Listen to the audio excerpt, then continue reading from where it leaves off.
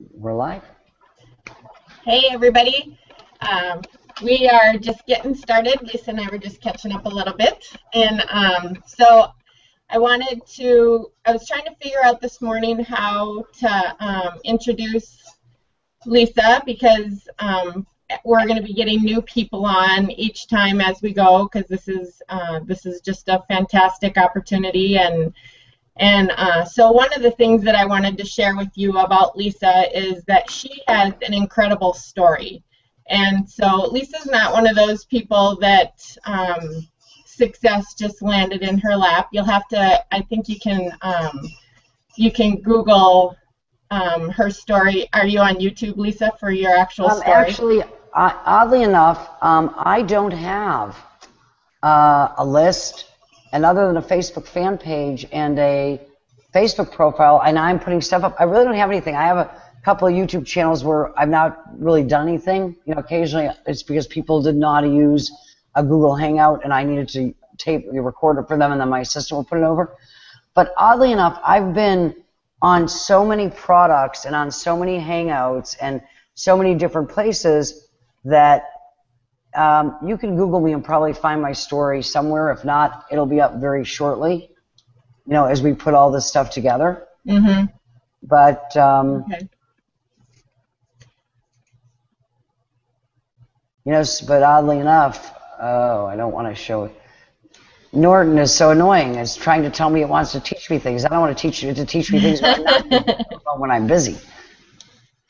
So, but yeah, I've been in the network marketing arena more than half my life. Started like late 1988, and I sort of have two phases.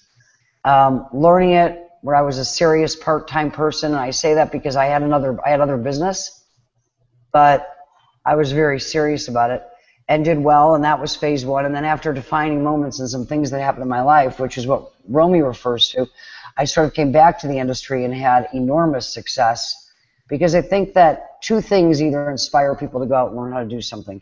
One is inspiration, and I think that we all do some things based on inspiration. But when you feel that you have no choice, when you have to make something work, and that's the desperation, you usually exceed what you thought you were capable of, and that's kind of what happened to me. Yeah, and her story is amazing. I hope you have an opportunity to be able to hear it in depth. So one of the why I wanted you to kind of know a little bit about how Lisa kind of rose up out of the ashes, you know, kind of, so to speak, is that a little bit about, you know, what's going on with Robin Williams and people that are struggling in business, and they kind of get into that victim mentality. And so one of the things that I just want to share is that we have a responsibility to do the very best we can with our life, and it's our responsibility to step out of that victim mentality. And whether it's in network marketing or a regular corporate job or whatever it is that you're doing, it's our responsibility to do the very best that we can with our lives so we can help other people. And so I think Lisa is a great example of that. She picked herself up, and she's very successful, but the big thing about that I see in that is that she has an amazing heart to help people. And that's pretty much the way that our team is, and it's kind of the heartbeat of what I've been trying to share with everybody, is that we are here to serve people, we're here to help people, and if we don't take that opportunity to pick ourselves up, no matter what's going on with us. I mean, I had a really rough time before I found doTERRA, and a lot of you know my story, and so we just need to do whatever we can to pick ourselves up so we can pick other people up. And so this is just another way for us to empower our lives so we can empower others. And I'm thrilled that we have Lisa here to be able to help us with some of those tools, so we have the capacity to help and change the world. So, well, I am definitively a true believer, as you know. I believe that network marketing is the last great frontier of the American dream. And what Curtis and I are doing with some very good friends of ours, because we love the industry. The industry's been very good to us, and we are actually all over the place working with top leaders in their groups, because as technology gets better, a lot of what we did in the old days, so to speak, gets lost in the shuffle, because people think technology does not replace what works in network marketing or any business for that matter. What it does is enhance your ability to be able to do more in less time. That's all technology can do. Today, we're on this incredible thing called a Google Hangout, which enables us, sitting at home, to reach all of you and have this great meeting that's as interactive as one can get, I think. I think this is the best tool out there for that, without being in your living room. So it enables me to get to more people and teach more people and coach more people and work with more people and interact with more people. But it doesn't, so different than what I would have taught or coached or worked with 25 years ago. And Facebook, for those that use it properly, is just a new version of going to the mall. Mm-hmm. You know, a place to hang out and meet and connect with people, but the connections are the same. And I think that what a lot of people, when technology meant network marketing, a lot of people already get confused about network marketing. They really don't understand what it is. And because their expectations aren't managed, and they don't have a very simple process that aligns with where they're at and where they want to go to work with, they get confused as to what their expectations should be. And then you have a lot of people that feel they were disappointed or didn't understand it. So what we try to do is really go out and show people the business of network marketing. Because building a network marketing business is a great skill, building a network marketing group. But understanding the model you're in and understanding what the business is really about will dictate the culture of the group and the clarity of the group. And I think clarity is everything. I think when people don't understand things, they tend to immobilize and get fearful. The challenge here is they get all caught up in understanding the things that really don't matter. It doesn't really matter if you understand exactly how a comp plan works, if you know what to do.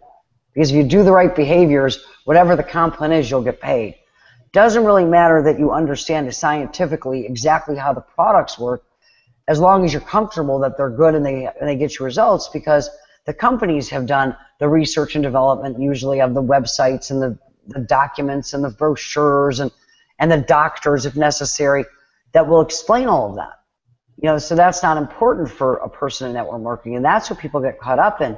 They get caught up in information, or what they believe is their lack of information, or they believe is their desire, their necessity to be able to go out and explain the information accurately and correctly. And that's not the job. Let's face it, today, any company with a budget can make a video or a movie that's going to be more effective at delivering whatever information they want to deliver about the company, the products, and the comp plan than I ever could. They can go hire a first-class actor to do it.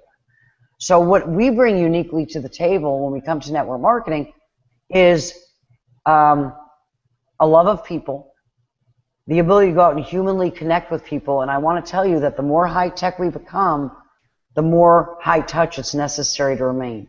It doesn't matter where you encounter people or how you communicate with people. What matters is what you're communicating. And that people start and work in a process that aligns with human nature and makes sense.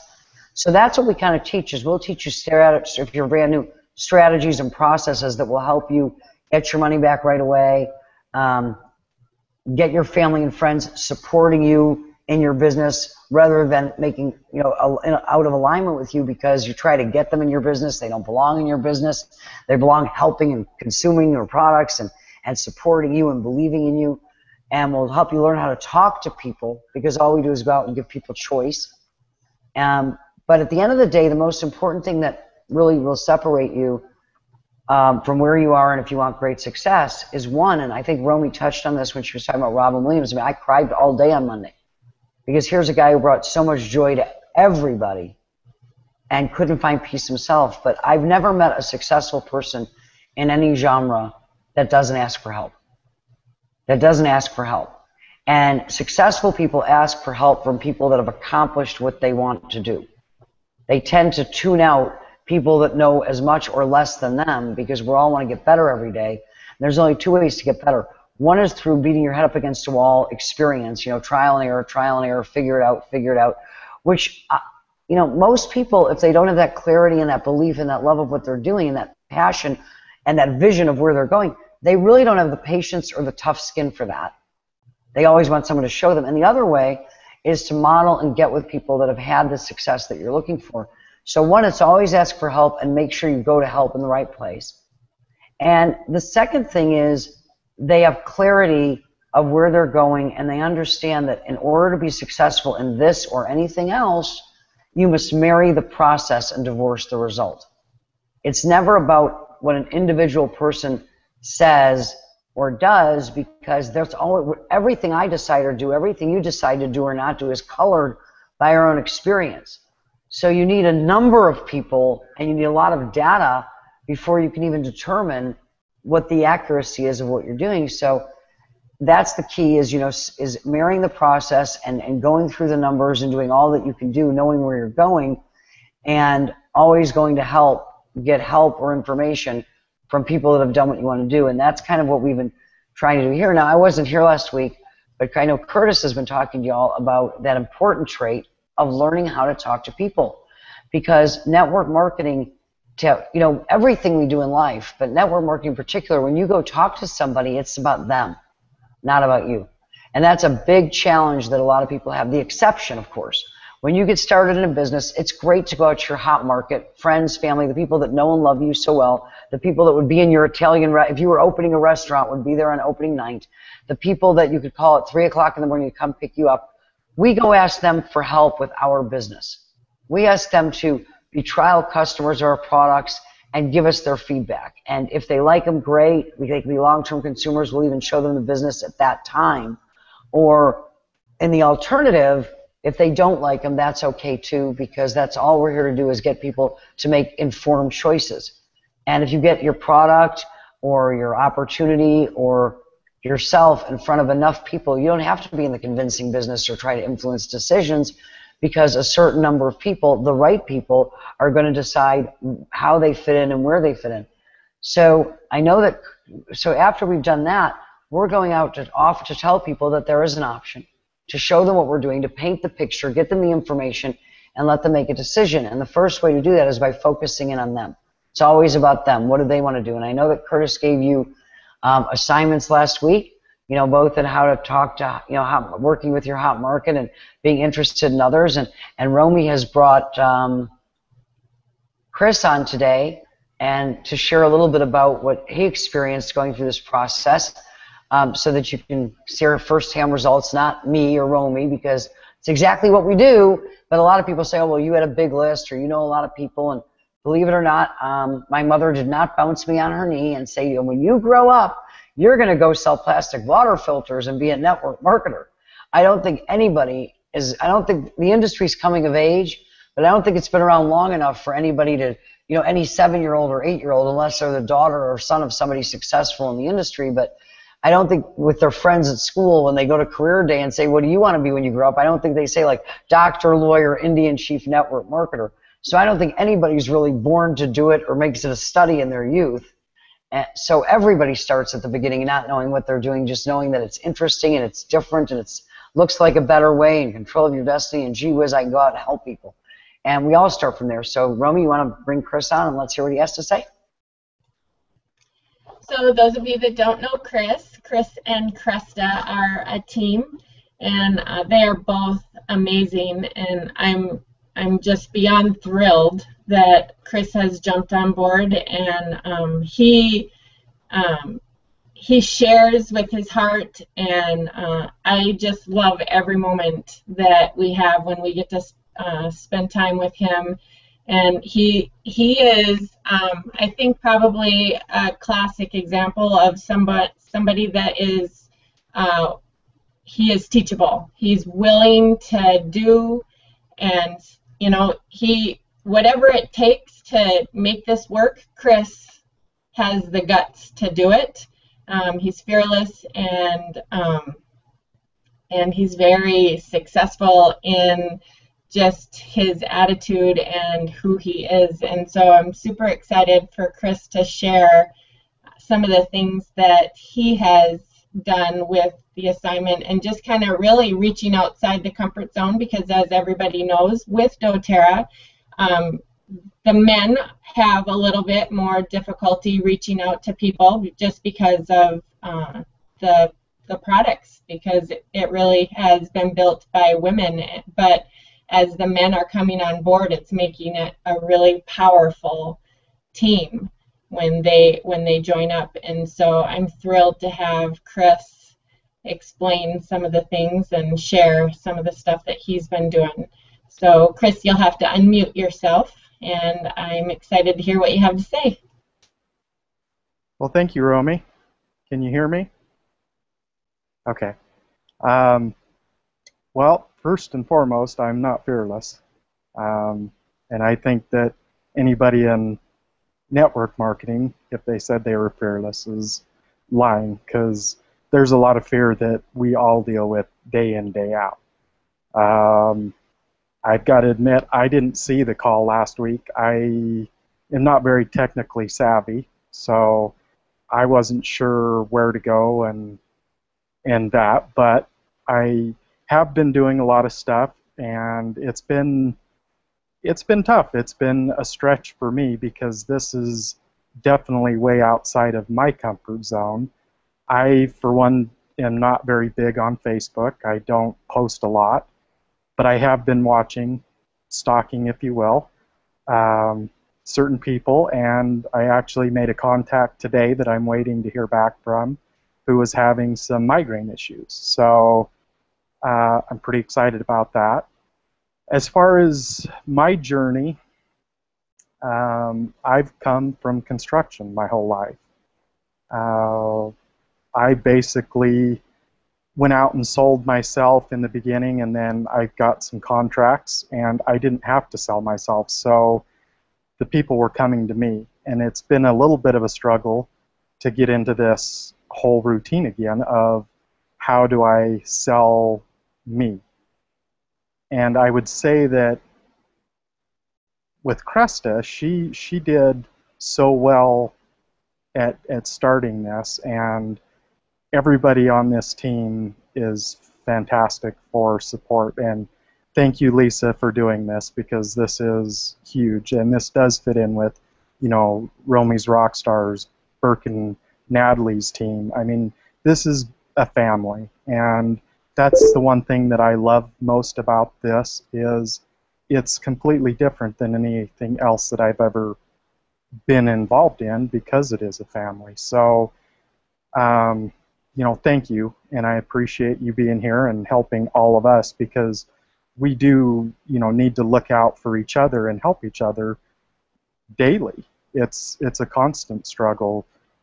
We were fortunate to be with Natalie and Burke this last weekend, and you know, hearing that everybody struggles, even all the way up the chain, it's refreshing to know that we're not the only ones. And when you do need help, you know, don't be afraid to ask. That's key. Is the only dumb question is the one that you never ask. So, you know, as far as getting out there, I'm having to do it and trying to get basically my own network, because Cresta and I share a lot of friends, and most of the people in our team and family, they are already on board. So when I have to make my contact list, it's pretty puny compared to most. And it's been difficult to get out and make myself known. And so with that, it's just a matter of doing it. Well, Chris, I want to thank you for getting on. And I want to also share with you that everybody feels that way. Everybody. As a matter of fact, one of the things I'm going to talk to you today about is today I call it the business of network marketing. Today, once we go through reviewing, I'm going to go through some concepts and explain things to people in a way that maybe they didn't understand, to take some of the pressure off. Because first off, you know more people than you think. And one of the reasons, I mean, Romy, did Curtis have everybody go out and make a list yet? Okay. One of the reasons we have people make the list, because they're, I don't want to make a list, is people tend to approach this and anything that's outside of their comfort zone with a scarcity mentality, because all of us suffer from the disease of terminal comparison. It is the cornerstone of the human condition. You know, she can do it, but I can't. They deserve to be happy, but not me. Our mind is always looking for reasons to make it okay to be where we're at and who we are against the comparison that we do to other people. But first of all, you're okay where you're at, exactly where you're at as a human being. And if you're not okay with where you are in business, everybody starts at the beginning and everybody goes through struggles. So, but that's key and important to know. But as far as the rest of it goes, people approach things with a scarcity mentality. We have people make a list and keep adding to it and write it because it just forces you to always be thinking of people and you're always meeting people. And the reason is you're never going to get through that list. I've been in a business, this industry for like 27 years now, and I have every spiral notebook I ever bought to do a business and all my lists, and then I have lists where I copied my lists over like everybody else does. And you're never going to get through it because eventually you're going to be helping people with their lists. But here's what happens. Let's take the hot market.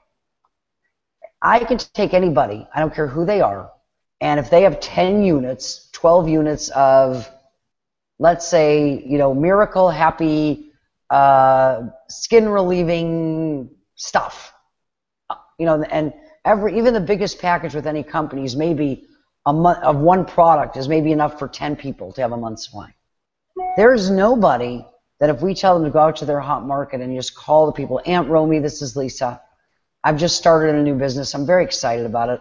I'm not calling to ask you to join it. I'm certainly not calling and asking you to be a customer long term, but I am going to ask your help. I need 10 trial customers to buy my product, use it for a month, or whatever the recommended time to get the result is, and give me honest feedback. And if you like the product, which I'm sure you will, you can become a long-term consumer at that time. I'll even show you the business if you want.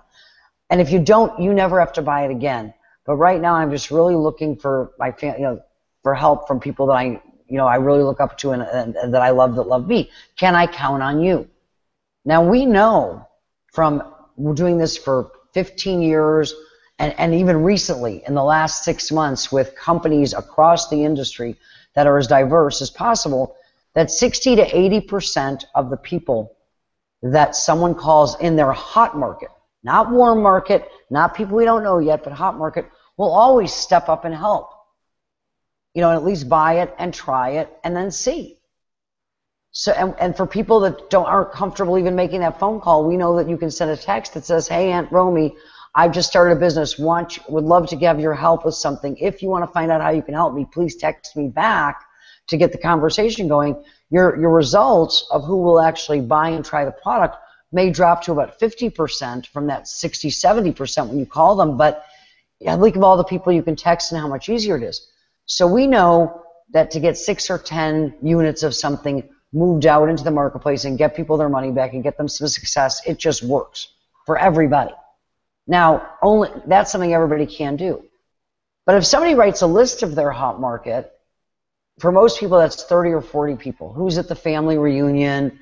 Who'd I go to? Who would pick me up in the middle of the night? Well, if they're looking for 10 trial customers and they're looking at a list of 40 people, they're like, oh wow, this is going to be easy because it doesn't really matter what one person says. I just have to go through the process with everyone.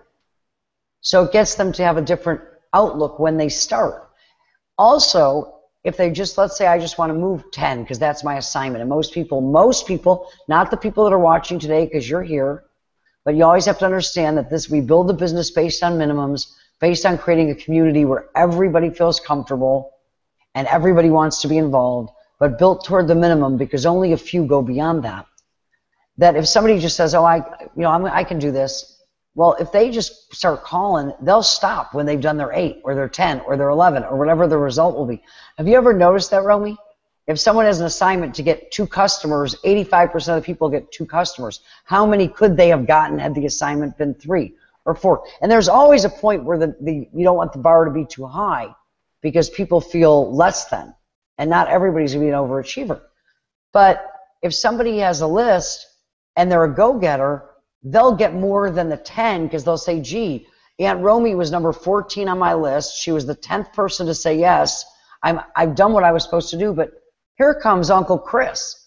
Should I not give him the opportunity both to help me and have good information about what's going on in my world and a product that can change his life just because he's number 17 on the list and it only took to get to number 14?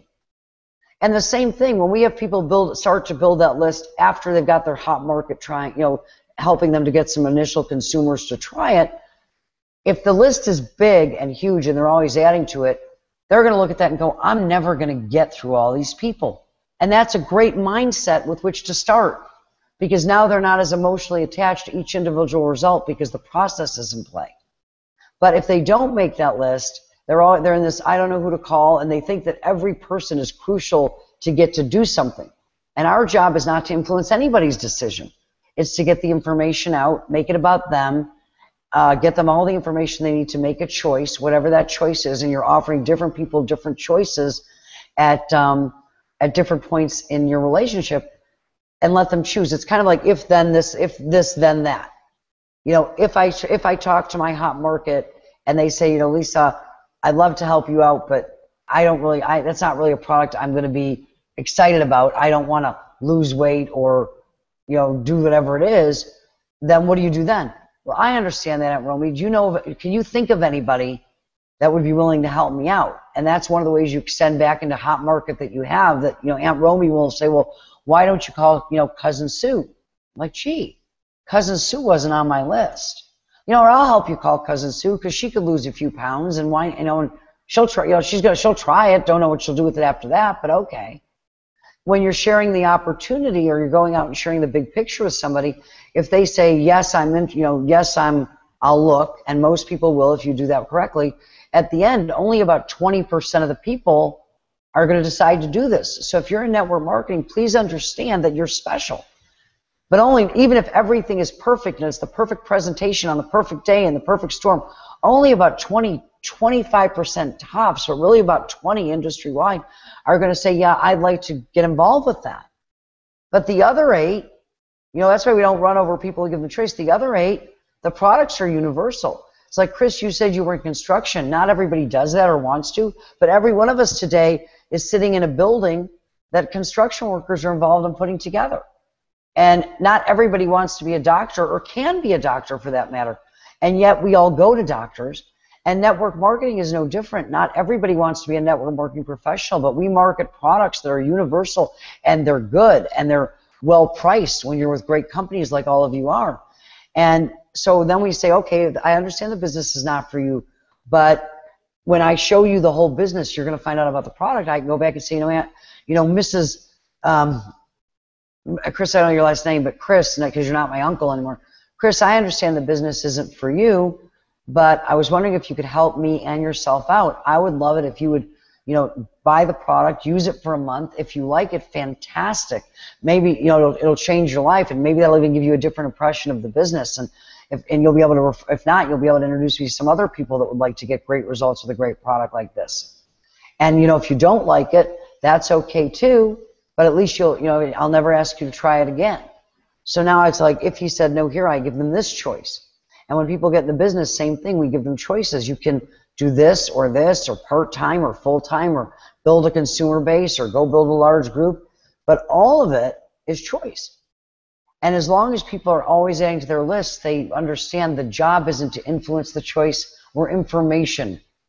We're information exposers. We're relationship builders. We're not salespeople. You don't ever have to sell people on you, because the fact that you're willing to be real and get up here and talk the way that you do, Chris, that sells everybody on you, because that's what everybody's looking for. Everybody's looking to not have to be perfect and to be able to relate to somebody and to believe that they can do it. And that's kind of what I wanted to talk about with the business. So we've covered, Curtis has talked about how you talk to people and are you happy? Do you have a plan? Would you like to see one? Did he cover that last week, Romy? The question's great. Now let's talk about other people, because this is where I think a lot of people lose it. I think the biggest misnomer in network marketing is that everybody wants to be able to understand and explain and do a great, presentation, and thinks that that's necessary. And I'm going to cover two things for you. One that's more related to the consumer side, although everybody should be a consumer first. If you don't love your products, please don't be in the company. If you're not using them, if you would use them anyway, please don't be in the company. You won't have success. It's a different animal. But here's what most people, when they're looking at the business, you've gone through the process, and are you happy? They're not satisfied. They don't have a plan. They're willing to look at your plan, and you've made it clear to them it's probably not for them, although you're sure they're going to love the product. That's okay. Only 20% of the people is it going to be for them. But here's the key. What are they looking for when they look at something? Is it real? They only have 3 questions. Is it real? What's in it for me? And can I do this? And let's talk about the part about now why we're not perfect, and why we use third-party tools and everything. Is it real? All of the information about the company and the products is pretty factual based. Not your story with the products, that's a different story. We're just talking right now about the information. The company's X number of years old, and we did this our first year, and this our second year, and we have this many diamonds, and that's all factual. And so is the information of the products. We found this on the coast of South Pago Pago, and we had this miraculous extraction, and this is the scientific breakdown. That's all factual. Now, facts, that information doesn't excite people. People make decisions based on emotions, on how they feel about things. But all of that information helps answer the first question, is it real? Because our emotional decisions are justified by our evaluation of the facts. So finding out that you're with a company like doTERRA that's been in business for years, that has opened all these markets successfully, that has over 200 people that have created life-changing full-time income at the diamond level, not to mention all the other people that are on their way. Finding out that they have the reorder rate that they do with some of the products. All of these facts say, yeah, this looks real. But those facts aren't going to change. So that's why we always want to, only as digital information comes on, that's why the company's video and brochures and the equivalent of modern technology brochures and all the third-party information is so effective, because we don't have to get good at that if it's already there. You want to spend your time doing the things that are uniquely you. The next thing, and also, you're showing people at the same time that it's real by using this third-party stuff, that they don't have to be phenomenal, because anybody can point somebody to a website. I can do that. I can do that. People are saying, I can do that. I can do that. The second question, what's in it for me, is answered when the people understand that there's a compensation. Well, not exactly how it works, just that the concept of not just your own efforts, but the efforts of other people, the long-term residual, a lot of people doing a little and getting a small piece of what a lot of people do, that answers the what's in it for me. And so do the product stories and testimonials.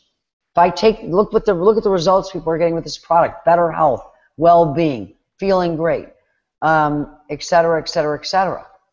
But the third question, which is the most important one for people, although they don't admit it, is to your job as leaders to understand not what they say, but what they really mean, is, can I do this?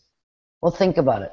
The better a presenter is, the more people are saying, I can't do it. When I go to meetings and it's one person doing the meeting and it's like a seminar, as opposed to a lot of people being involved in the meeting, a number of testimonials, 2 or 3 presenters, a host, I want to cringe, because that's one person's story. And if they're a great speaker, I'm sitting in the audience going, okay, I see it's real. I understand there's money to be made here, but can I do it? I can't do that. When I get 7 different people and different stories up in front of the room, somebody's going to relate to somebody and say, I can do what they do. And so being great at being able to do a great comp plan explanation, who cares? Being able to do a great explanation of the company and its history and everything else. Who cares? They're facts on a piece of paper. You can read them to somebody. But going out and caring about other people, going out and sharing your story of success out, which is why we like people to go get some initial consumers and get their money back and everything else, because that's where it starts. This people are looking at going, okay, that's real. I can do this. Chris isn't some super salesman who gets up here and tells me it's all on easy street. He tells me that he's going through the same things I'm feeling, but he's here and I'm here. Because what you do when we communicate with other people is, I understand where you are, we're on the same road, I'm just a little bit further down, but since I started where you did, feeling like you do, I can get there as well. So that's why everything we do is about the other person. Everything is about being interested in them, because in the end, it's their choice. And whatever choice they make is okay. Because as long as we treat them with dignity and respect, no is not now. I mean, no is not never, it's just not now. I did a hangout last night, and there was a girl on there who was there to just talk. She's very, very, very good builder, but she has a huge consumer base.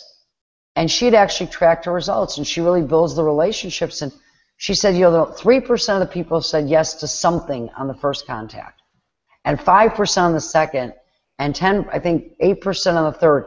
But 80% were between the 5th and the 12th conversation exposure contact. The 5th and the 12th. So it's important to follow up with people. By the way, I've seen all these comments everybody was talking about, are we here yet? Why don't you all, you've got the Q&A up, tell me that you can see this. Is this resonating with you? Are you getting anything out about this? Do you have any specific questions from what Curtis told you to do last week? And how did you do? Did you go out and talk to people and be interested in them? And were you able to make it go for a while? So I'm going to sit here for a second, see what comes back. And Romy, if you want to think about some things maybe that you've got questions that we could talk about.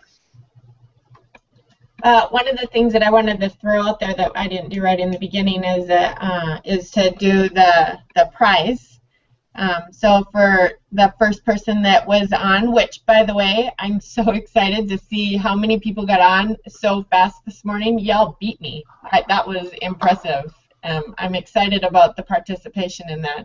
So Andrea won the prize. She was the first one on, and I don't know how to say her last name. I think it's Bode, if not Bodie. So your prize is the book Go for No.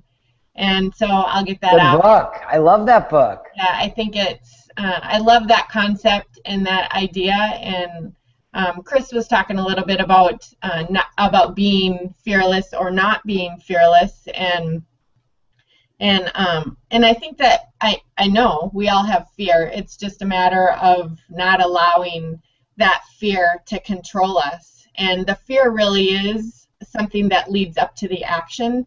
And so if we can push through that part of it and just know that when we're done with that action, that little fluttering of our heart and that feeling like we're going to puke before we get to that action, that will pass. And so that's kind of, I just say I'm not afraid of anything. And I never confess fear. I just, and that's something that just kind of tricks my mind. So I think that the Go for No is a really good way to trick our minds to just get out there and step outside of our comfort zone. Who's looking really hot right now? I was reading that.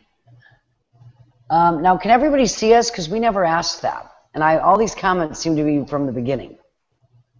Yeah, I think it is from the beginning before we even started. Okay, so yeah, so if everybody's watching, you've got the question and answer app, just let us know if there's anything you want to cover. So last week, Curtis asked everybody, by now he's asked you to really start your spiral notebook and make your list, right? And he's having everybody, Romy, come off mic and talk, we can talk a little bit. Having everybody to go out and be interested in other people, mm-hmm. and to start talking, their hot market and asking them to buy, try, and get feedback on your products. So how's everybody doing with that? What's the longest anybody was able to keep the conversation on someone else? You getting a lot of feedback, Romy? I Some of the feedback that I got, it was people were having a little bit of difficulty with that as far as going, having it go for a long time, just because of the redirect and how uncomfortable the redirect was when people were trying to turn the conversation around on them. And so, but just trying it is a good thing. I actually got really, really good feedback from Andrea, so that makes me excited that she won today as well. She actually won a prize for that, for reaching out and using that scripting. So it was very, very good. So she's on the right track and heading. Well, let me share with you two things. One, for the questions, you guys are watching. What's so cool about Hangouts is you can broadcast on YouTube, and it also creates a recording you watch later. But no, we can't hear you. We can't see you. The babies can cry. You can do your calisthenics. You can be just out of the shower. It's only those of us that are inside the Hangout that have to deal with what that you can see all of us. And I understand the difficulty, and let me share with you why.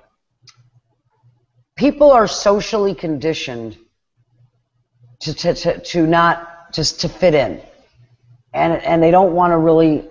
Everybody wants to tell their story. Everybody wants to, but they don't really know how. Here's what I found. If you go out and ask people, particularly in the U.S., how they are, and they're really doing well, you'll hear awesome or great, but anything else, what people will tell you is, I'm fine. Everybody's fine. Fine, fine, fine, fine, fine. It's the standard answer, and nobody's fine. As a matter of fact, my acronym for FINE is effed up, insecure, neurotic, and emotional. That's how I define fine. We are a fine country of people here. And most people, they're just not used to it. You're giving them the opportunity to share their story. They're becoming a hero in your story, because if you had difficulty, that's okay. You're not going to start out being great at everything. All of us occasionally will do something in the beginning and hit it well. Whatever that is, learning to ride a bike. I wasn't one of these kids, but my youngest daughter was. Got up, was still giving her the instructions, and when she pedaled away, I mean, it was just. But eventually, as you do it over and over again, you get better. And that's why people need to understand that anybody who is willing to listen to you, anybody that you're willing to listen to, is the beginning of great things for your business, no matter what happens. You could go out and talk to 100 people, and if all 100 of them say, no, I'm not going to try your product, I'm not going to be your customer, I'm not going to get in your business, I'm not going to do anything, that doesn't seem like a great result, but it is. They are all heroes in your story, because anybody who gave you the time to go through the process with them gave you experience. And I promise you that on the 100th time, the 101st time you go out to do it, you are a whole different person with a whole different skill set, a whole different outlook, and so much better than you were on the 1st or the 10th or the 30th. And you can talk to anybody who speaks today on stage in front of thousands of people or who does anything, and they will tell you that they sucked when they started, that they were scared to death and all the mistakes that they made, and that's okay, because that's the learning curve. So anybody who gives you the opportunity to go through the process with them, they're a hero. They've changed your life. And you know what most people want to do? They want to help other people. They don't want to be sold to, but they want to help. They want to engage, and they want to make a decision for themselves. And let me tell you that the biggest misnomer about sales, network marketing is not about selling. People don't like to be sold to, and it doesn't require selling. It is a relationship business, whether it's people that you know yet or people that you're going to get to know. It's about people coming together. And let me tell you why you don't need sales. There's two types of purchases people make in the world, really. There are high-ticket items that are real purchasing decisions. Refrigerators, cars. I'll bet when you bought your motorcycle, Romy, that you went out and looked at a bunch of them, and and that requires a salesperson that can tell you or tell me, you know, Lisa, you want to buy this Samsung computer over this LG computer because for the same money, this one has this many megahertz or whatever, and I don't know anything about it. I just want to turn it on and have it work. So that does require salespeople. But the types of products that move through network marketing and that we use every single day, tons of, that we didn't get through network marketing, they're a little bit different. Every one of them went through a process to become your brand. And let me explain it to you. And I don't care. It could be that you saw an infomercial. It could be that you opened up a magazine and you saw a great display ad and said, I want to try that. It could be that a friend recommended it to you. It could be that you walked through the grocery store and said, you know what? I wonder if these store-bought garbage bags really are as good as Hefty because they're 30% less. I'm going to buy them and try them. It could be any one of a million inputs. And what you did, whether you realize it or not, is you bought something. You tried it. And then, based on your experience with that product, it either became your brand or it didn't. And if I were to come over to any one of your houses today and walk around, I would find a ton of products that's what happened, whether you realize it or not. And if you didn't throw them out, I'd also find products where you bought them, tried them, and said, and you never bought them again. And that's the process people go through when they become a really brand loyal customer, if you will, of anything. So you can't get a customer. And Victoria Principal's Principal Secret infomercial, with all the money they spend, can't get a customer. And the millions of dollars that Lancome and Beatrice Foods and everybody else spends with a myriad of advertising mechanisms can't get a customer. What they can do is get somebody to say, gee, I'm going to buy that and try it. And then it is the experience with the product that will determine if somebody's a long-term user or not. So the product gets the customer. The mechanism to get somebody to buy and try the product is varied. And you know what the most effective way to do that is? Word of mouth. And what's even more effective than word of mouth is asking people to do it. The number one reason people buy something and try it is because they like you. And the second number reason is because somebody that asked them to. Not ask them to use it forever. That's why we say to people, you know, I want you to help me out and buy it, try it, and if you like it, fantastic. And if you don't, or it's not for you, I'll never ask you again, because that's what all marketing is. The biggest, the biggest million-dollar companies out there, Coca-Cola, they spend their money getting people to buy it and try it. They don't spend their money trying to convince somebody that's tried it to continue buying it, because that's a product decision.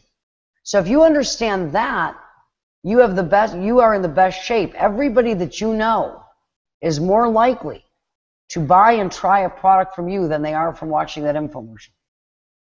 The infomercial just keeps playing.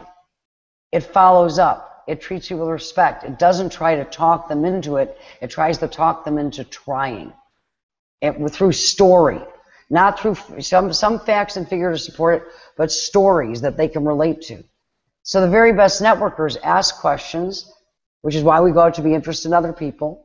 They give people choice, and they tell stories that people can relate to, their own and other people's. And so what you want to do is you want to really listen to people's stories with sensitive ears, because eventually, as you talk to more and more people, you'll get very good at knowing which story is the story somebody needs to hear to get a better viewpoint, to get a better picture.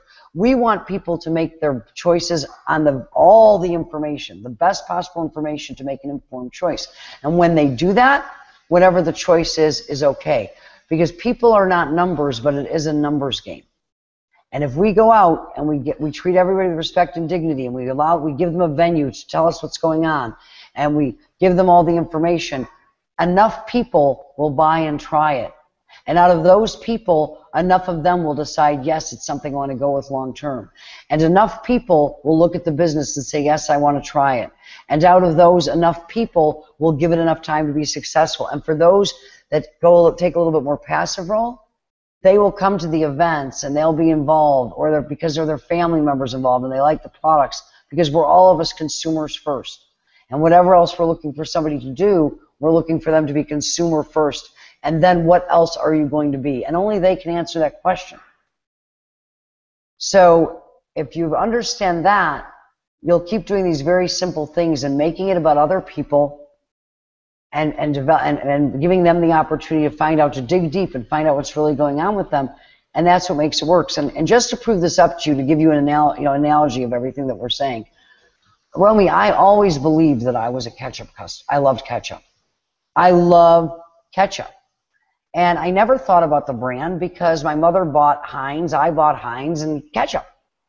And we were on a trip in a rental property in Breckenridge, Colorado a couple of years ago. We rented a house for a month, and the people that get the house ready send you a thing saying, you know, what can we stock the house with? You know, like mustard, ketchup, and I make this list. And I got there, and they had bought Hunt's ketchup. Now, Hunt's makes an awesome tomato sauce. I use it all the time. The ketchup was the most horrific thing I've ever tasted in life. And it was that day I realized, you know what? I don't like ketchup. I like Heinz ketchup. And so I bought it because I paid for all the groceries, tried it, and said, you know, this is not for me. Sent somebody to the store to get a small bottle of Heinz because the rest of them didn't have the same issue that I did. And I'll never buy it again. And that's okay.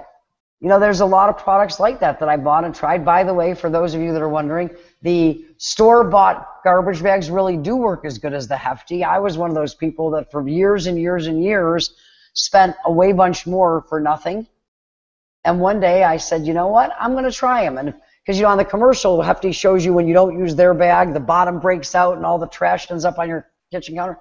That doesn't happen. But for so many years, I thought it was going to. I kept paying 30% more and 30% more. And one day, I decided to buy it, and it really, really was good. On the flip side, the store-bought brand of macaroni and cheese, not worth saving the 27 cents because it doesn't taste like Kraft, and Kraft is really worth 27 cents more. But I bought it, and I tried it, and I found out. And that's all we're asking people to do that love us, and people do it every single day. That's how we find our brand. So take the pressure off. You can't get a customer. You can only get someone to become a trial customer, and then the product will decide. So our job is to talk to more people, because the more people we talk to, again, people are not numbers, but it is a numbers game, and make it about the person that we're talking to, and marry the process, divorce from the result, and remember that no is not never. It's not now, or I haven't heard enough information yet, or the timing of my life is crazy, or you just started this thing and I've known you so long, I want to see you're going to be there in 3 months. You know, they don't tell you that, but that's what a lot of people are thinking. But you continually follow up when you have new information, and eventually, as the relationship grows and people see that you're serious and it means a lot to you, and that them having success or them getting good results from a product or them being healthier means a lot to you, eventually they will, at the very least, buy and try your product. And if everybody eventually does that, the rest takes care of itself. So imagine, because Demazi, you had those beautiful stats last night, we've always known that every person you ever talk to about whatever you're talking to them about, by the 7th time you have a conversation or the 7th exposure, they will do something that will benefit your business. Whether it is allowing you to make them a presentation for them so that you can improve your skills, or they buy and try the product, or they introduce you to someone that does, or they tell you something from watching you that will help you. But on the 7th time, they are going to benefit your business and your life in a tangible, measurable way. But that only happens if they want to talk to you the 7th time around. So every conversation that starts with them, it's all about them. It's all about where they're at and how I can serve them best. And sometimes serving them best is saying, okay, now is not the time, but I care enough about you that I'm going to go back from time to time and check where you're at and see how you're doing and see what's going on. And then the relationship will trump. So it's patience, and it's understanding that be yourself. Treat people the way that you would want to be treated. I know that's the golden rule, but it's a cliche in the golden rule in every culture around the world because it's true. And remember that it's a process, not an event, and that that it's your business, but the star is the people around you. Because even if they say no, if you can make a positive impact with people, get them to think a little bit differently, they'll remember that. And you know, I work with people every single day. Romy and I are not in a company together, but we always knew we'd work together somehow, and here we are. And we never knew, you know, a year and a half ago that it would be in this capacity. But it's wonderful because we laugh and we have fun, and I love the opportunity to share and help if I can. And she's so, you know, she's a diamond.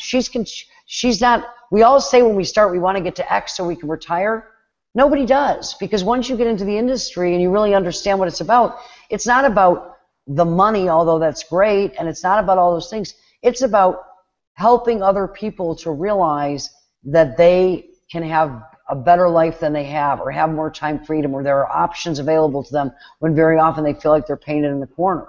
So she and I share that. You know, we want to get the word out to everybody in the world that there's this incredible profession that doesn't care where you came from, that you don't need to have a lot of school education to do, that you don't need to have a lot of money to do, where the people are going to share with you and teach you and help you in any way that they can, and you get to be a part of better communities. And, you know, we found a way to do that together and hopefully help all of you, because that's my main thing, is that I want all of you to understand that you can have it. And when you contact people, remember, you may be calling to see where it's going to go in your business, but what you're really calling about is to have a conversation, always interested in where they're at. Because people, imagine that every person, Maya Angelou said this, I mean Mary Kay said this actually, and Maya Angelou did a twist on it. Imagine that every person you're talking to has a sign on their head that says, "Make me feel important." And when you make people feel important, and you make people feel good about themselves, and you create environments that going to makes them feel good about themselves, magic happens. People genuinely want to help people. Sometimes the best way that you can help somebody that's down is to go ask for their help, to help them, so that they can realize that they make a difference, and that there is a purpose, and that there is something they can do for somebody else. You never know where anybody's at unless you ask them. And people don't want to be sold to, but they do want to support and help the people that care about them, and ultimately it will result in something tangible. So I hope that helped. Your assignment for next week is the same one that you had last week, because you're at that struggling point where it's hard to make it all about them, and now we're going to strengthen that muscle because you're getting better every time you do it, and the people are warming up to you because you're asking every time you do it. So we're going to stay on point, do what we were doing before, one more week, and then next week we're going to move on to something else, and we're going to have more stories to share. Does that sound good?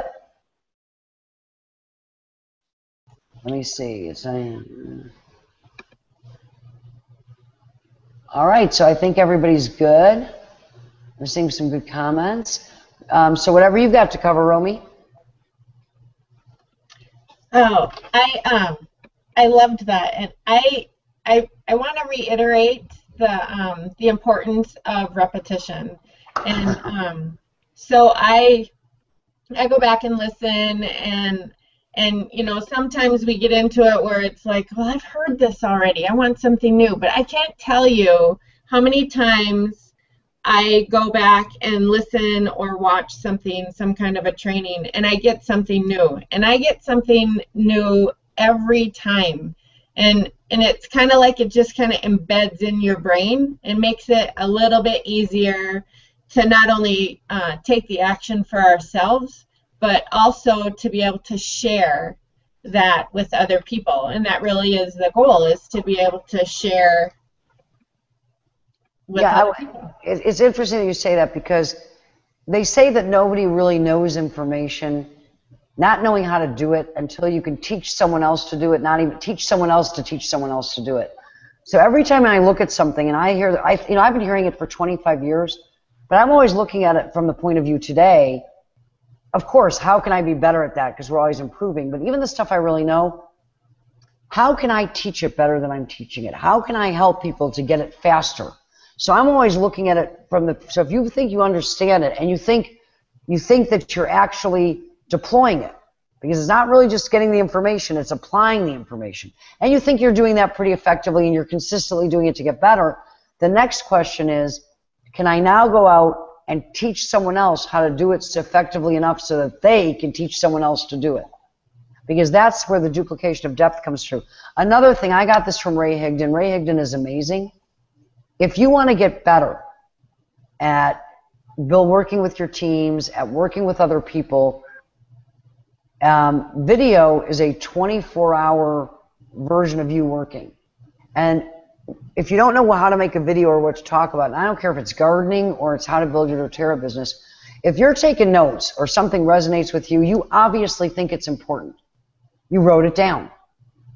You can turn around on a video and say, you know, I was on this gardening. I watched this do-it-yourself gardening show today, and I don't know how many people are amateur gardeners like me, because obviously I don't garden like they do on that show. But here's some really interesting things that I learned, and you can read your notes, because you're now providing value and you're becoming a better teacher, because you may be reading your notes on the first video.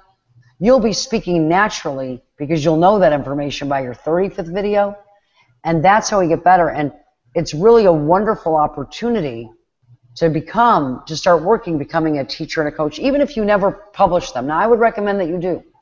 I think when you learn great information, you'd be surprised how things that you think are simple, just because you've known how to do them for a long time, or they're second nature to you, how much that information, you know, can help somebody else. And it's amazing things. I mean, I've been making poached eggs for 20 years, and I was up in Canada a couple of years ago, and a friend showed me how to make them in a microwave oven in a minute and a half in hot water, and they're the most perfect poached eggs I've ever done. And everybody assumes I'm going to cook. What can they teach me? And it's so you never know what piece of information is going to be the piece of information that really is somebody's turning point. When you hear a great story and you want to remember it, and it's important, you know, either interview that person, get it on a phone, get a testimonial from them. But if you can't, go shoot a video and say, you know, I was out today, I've been doing this a long time, and every now and again I hear a story that reminds me how good a decision I made. Let me share with you what I heard today when so and so told me their story, and tell their story, because that's part of it. You're getting better at other stories, and you never know what's going to resonate with. And you know, don't worry about who's going to see it, because until you have a big following watching you, who's going to see it on your YouTube channel unless you go out and tell them to watch it? And once you get to the point that you're better and better and better, and you do have a lot of people going to watch your videos, those early ones where you're not as good as you are in the later ones are what make other people go out and take the shot, where they actually get to see the evolution of somebody improving and somebody starting maybe where they're at and getting to where they go. So get into action, and you have to love helping people and love what you're doing more than you hate the idea that somebody may laugh at you. That's what successful people, their passion, the idea of being able to go out and make a difference in someone's life, their passion for what they are doing, even when they're not good at it. You know, passion can be high, skills develop. Passion can be ignited in an instant. You just never know what's going to ignite someone's passion. But if you go out, if you're passionate, if you love what you're doing, and you love the idea of making a difference and helping other people more than you hate the idea of someone that's laughing at you, nothing will stop you. That's the key. And Chris, thank you so much for being here today and being willing to share and be effectively naked and vulnerable in front of other people, because you will never realize, as difficult as that is more effective in helping people than the greatest of all presentations done by the most eloquent of speakers. And I actually thought you spoke very well. Your story touched me a lot. So thank you, and thanks for having me. Thanks, you, everybody. Thanks, Romy. Thanks for being here, Chris. All right, and I will see you all next week. All right, bye-bye.